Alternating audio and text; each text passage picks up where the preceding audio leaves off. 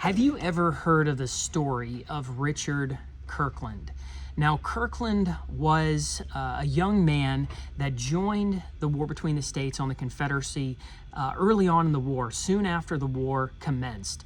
And he joined Company E of the 2nd South Carolina Infantry. He saw action at 1st Manassas. He saw action at Antietam or Sharpsburg, and various other battles as well. But one place that he found himself was Fredericksburg, in the Battle of Fredericksburg in 1862. Now, what makes Kirkland such a well-known household name today, if you have not heard of the story, is he's known as the Angel of Mary's Heights. Now, he's known as this because after the battle, the Federal troops were all scattered on the battlefield, and it was the middle of the night. Many of them were wounded. Many of them were living in terror from their wounds and were in a lot of pain and sorrow and suffering. And historical accounts record from both sides. They could hear the terrified screams and yells from many of the troops on the battlefield. But what Richard Kirkland did was he heroically went to his commander and said, I want to go out and give these troops water. Well, at first he was denied, but after enough pressing, the commander reluctantly said, fine, you can go do this. So he gathered up all the canteens he could find, filled them full of water, and he went out there on the battlefield knowing that the Federal troops could easily fire on him, which in turn would make the Confederate troops fire back, and he would be cut in this kind of crossfire.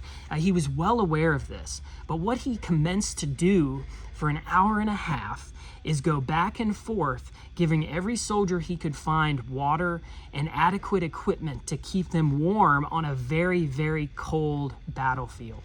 So this is a very heroic act, courageous act that tells the virtue of this man in a very deep way, really. We honor him, really, for what he did. And I believe the other side honors him, too. He's known as the Angel of Mary's Heights. Now, sadly, Kirkland did get killed at Chickamauga later in the war.